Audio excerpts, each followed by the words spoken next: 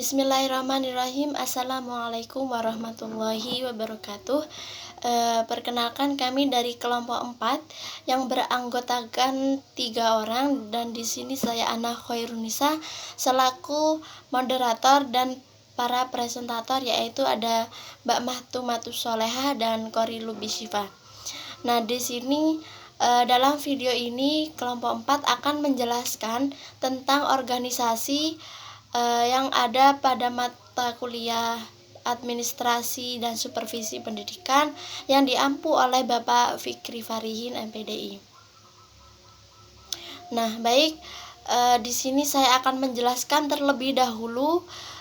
Ada beberapa poin yang akan saya jelaskan. Yang pertama itu ada apa sih organisasi itu. Nah, jadi saya akan menjelaskan pengertian organisasi. Kemudian yang kedua ada organisasi sebagai suatu sistem. Ya, jadi organisasi itu di sistem tuh bagaimana, seperti itu.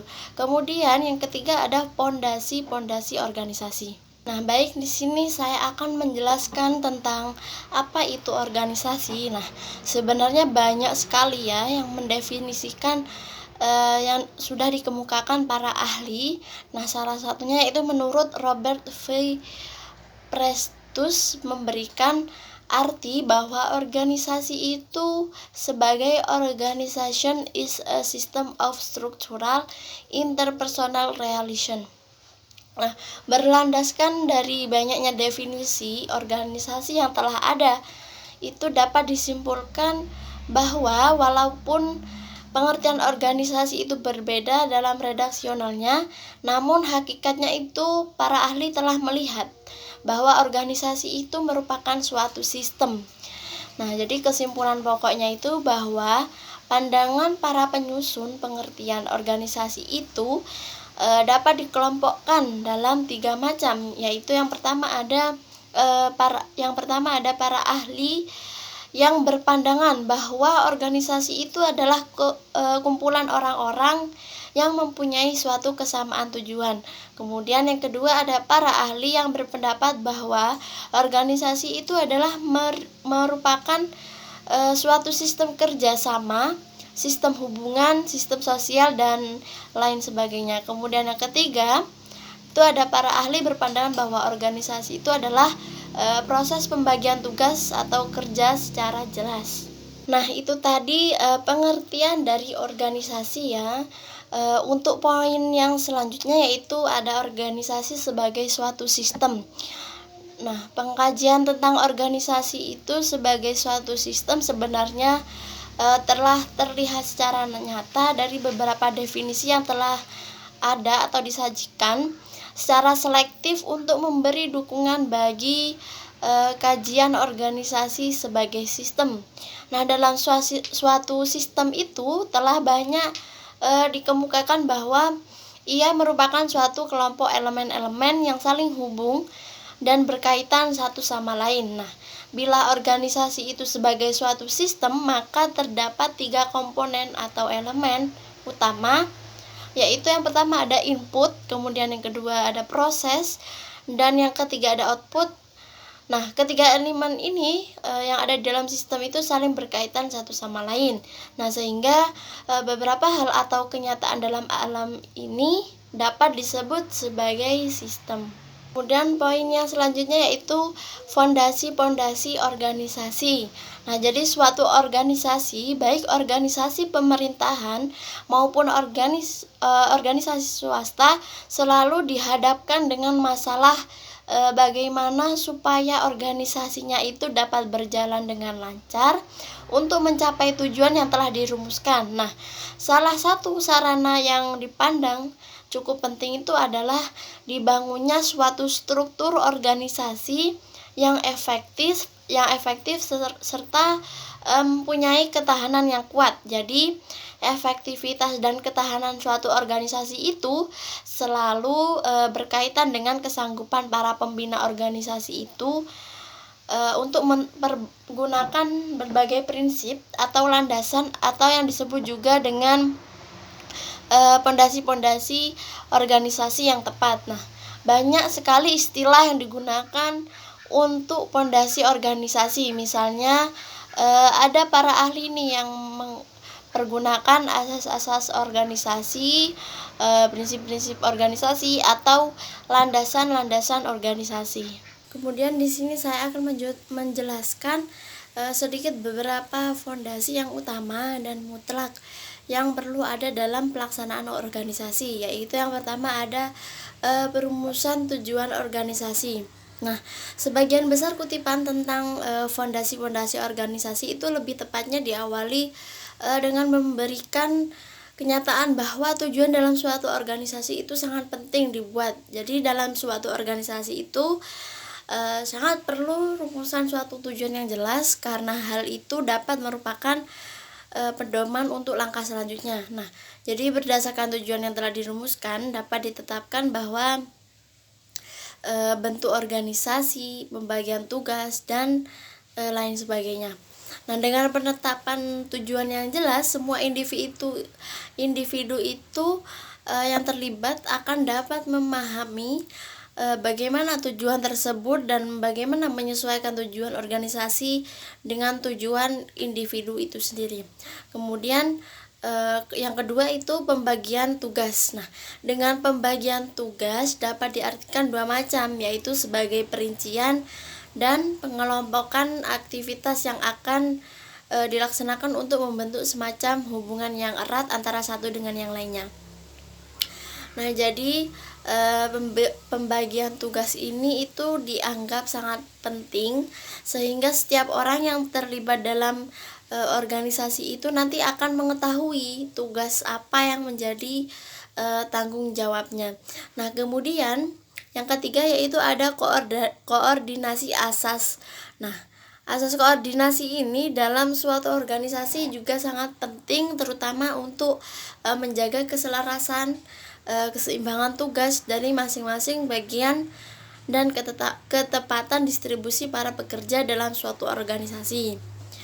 Jadi hal ini dapat menghindari adanya bagian yang kelebihan tenaga, sedangkan di pihak lain ada bagian yang tidak mencukupi petugasnya. Kemudian yang keempat yaitu ada pelimpahan wewenang. Nah, dalam suatu organisasi yang selalu dipermasalahkan itu adalah tugas wewenang seorang pemimpin. Nah, tetapi hal ini juga dapat dipahami karena masalah wewenang itu suatu hak bagi seorang pemimpin untuk bertindak agar tugas dan tanggung jawabnya itu terlaksana dengan baik, seperti itu. Kemudian yang kelima itu ada rentangan kontrol. Yang dimaksud dengan rentangan kontrol itu adalah jumlah terbanyak bawahan langsung yang dapat dipimpin dengan baik oleh seorang atasan tertentu. Bila para bawahan yang melaksanakan tugas itu merupakan suatu jumlah yang homogen dan mudah diatur, maka jumlah bawahan itu atau rentangan kontrol itu boleh luas. Nah, tetapi jika kondisinya menunjukkan pelaksanaan tugas yang rumit, sebaiknya rentangan kontrol itu jangan terlalu luas. Kemudian yang keenam, jenjang organisasi. Nah, organisasi itu tidaklah merupakan suatu kumpulan orang-orang yang satu sama lain mempunyai kedudukan yang sama, dan mereka juga bebas bergerak untuk menempati posisi sebagai pemimpin atau bawahan. Nah, jadi organisasi itu dari pengertiannya merupakan suatu susunan yang logis dengan struktur yang jelas. Nah, maka jenjang dalam suatu organisasi itu harus jelas memberikan gambaran tentang kedudukan dan posisi setiap orang yang ada di organisasi itu.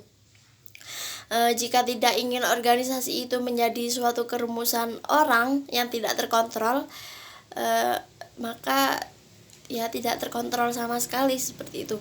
Kemudian yang ketujuh, fleksibilitas. Nah, sehubungan dengan jenjang organisasi tadi itu diharapkan jenjang tersebut mempunyai data fleksibilitas yang tinggi, sehingga setiap saat dapat mengadakan perubahan tanpa mengurangi kelancaran organisasi tersebut.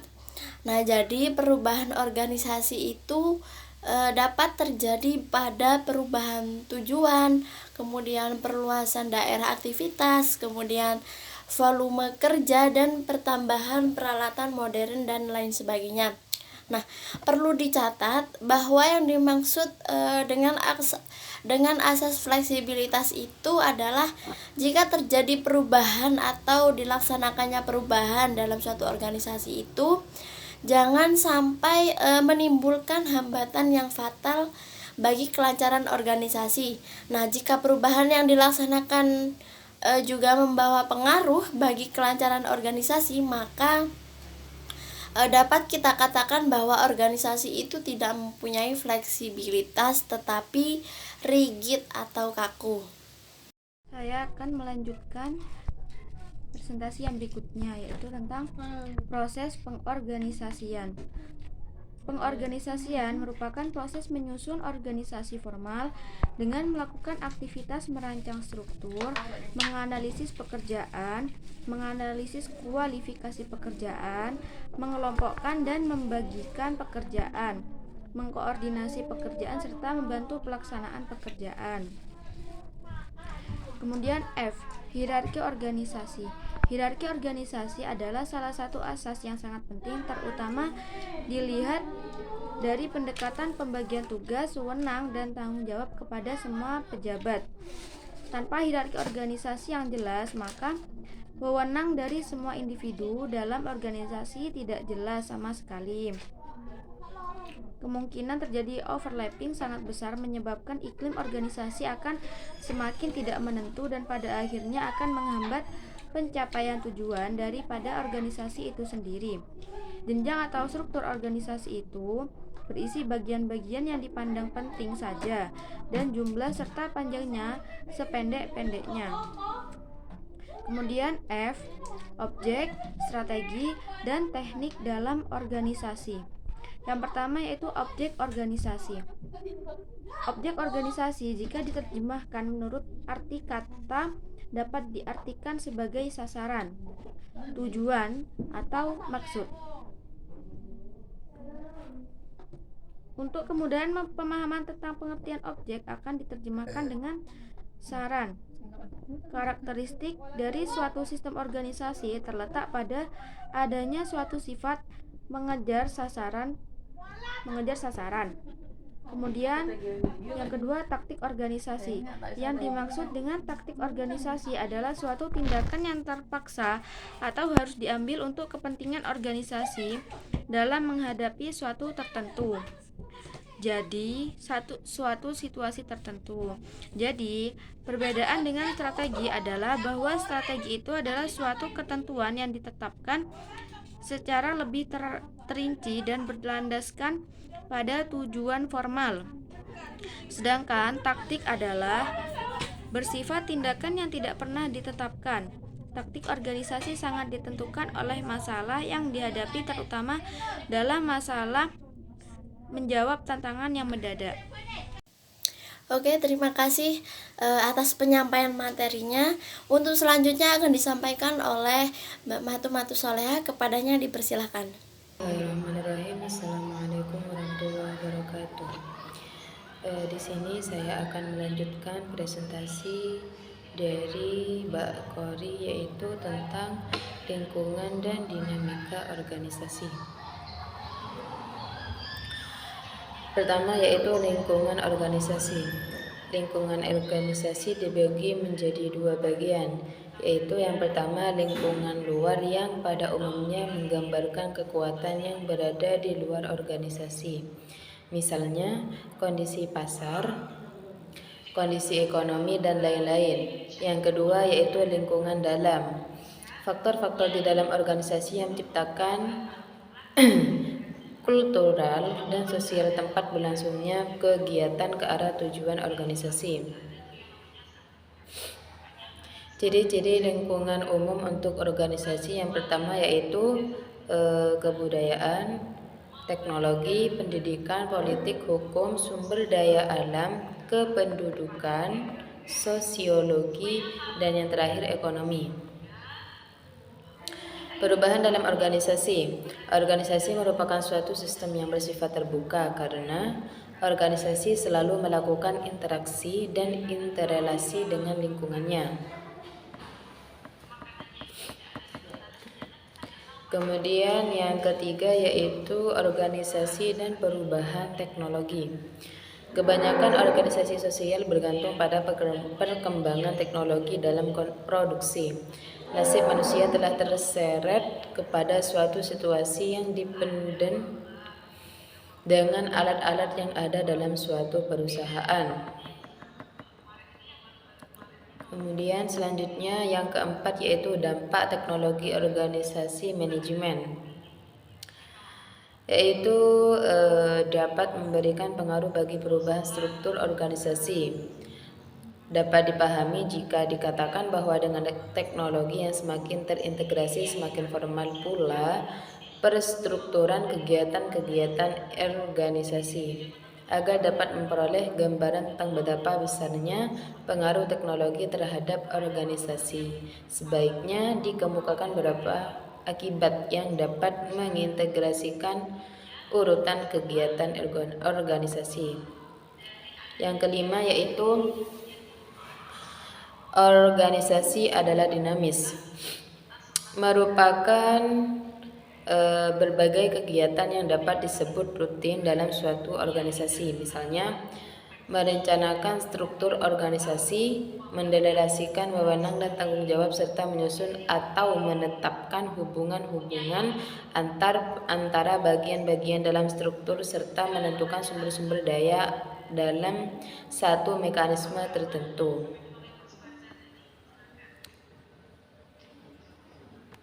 Kemudian yang keenam yaitu konflik dalam organisasi. Konflik adalah segala macam interaksi pertentangan atau antagonistik antara dua atau lebih pihak. Pertentangan kepentingan ini berbeda dalam intensitasnya tergantung pada sarana yang dipakai. Masing-masing ingin membela nilai-nilai yang telah mereka anggap benar dan memaksa pihak lain untuk mengakui nilai-nilai tersebut bagai secara halus maupun keras. Konflik tidak selamanya menyusahkan, akan tetapi memiliki segi-segi positif seperti konflik dalam, konflik dengan organisasi lain, konflik antar pribadi,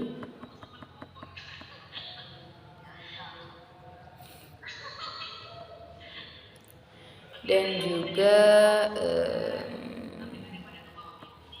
kekuasaan dalam organisasi. Pengertian kekuasaan. Kekuasaan merupakan kemampuan untuk mempengaruhi individu, kelompok, keputusan, atau kejadian. Kemudian, kekuasaan dalam organisasi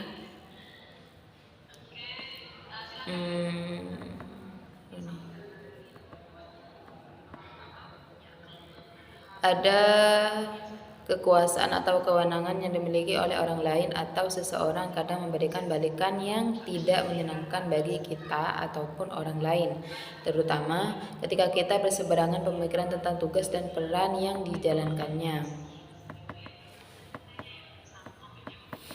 Kemudian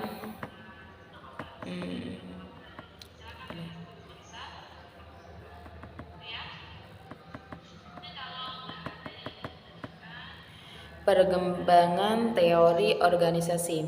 Teori organisasi dapat didefinisikan sebagai teori yang menerangkan dan memprediksikan apa dan bagaimana struktur, proses, dan perilaku dalam berbagai macam organisasi menurut budaya dan lingkungan. Yang pertama yaitu ada struktur organisasi. Sistem peraturan formal, tugas pekerjaan, dan hubungan-hubungan wewenang yang mengendalikan bagaimana orang-orang bekerja menggunakan sumber untuk mencapai tujuan organisasi. Kemudian pengendalian, koordinasi, dan motivasi perilaku orang-orang dan organisasi merupakan respon bagi penyesuaian yang melibatkan lingkungan, teknologi, dan sumber manusia. Perkembangannya merupakan referensi dan pertumbuhan organisasi dapat dipimpin dan dirubah melalui proses desain organisasi. Kemudian yang kedua yaitu ada perencanaan organisasi. Proses dengan mana para manajer memilih dan memanage berbagai dimensi dan komponen budaya dan struktur Dengan demikian, organisasi dapat mengendalikan kegiatan-kegiatan penting untuk mencapai tujuannya. Kemudian, keseimbangan kepentingan organisasi untuk mengelola tekanan-tekanan eksternal dan internal, sehingga organisasi itu dapat bertahan dalam jangka panjang. Kemudian yang ketiga, budaya organisasi. Serangkaian nilai yang terbesar yang mengendalikan interaksi anggota organisasi satu sama lain dan dengan orang-orang di luar organisasi. Mengawasi, koordinasi, dan motivasi membentuk perilaku orang-orang dan organisasi perkembangannya sebagai. Baik, itu tadi penyampaian dari kelompok 4. Mungkin dari video kali ini ada beberapa perkataan yang salah ataupun ada perkataan yang kurang enak didengar. Kami selaku kelompok 4 memohon maaf yang sebesar-besarnya. Kami akhiri. Assalamualaikum warahmatullahi wabarakatuh.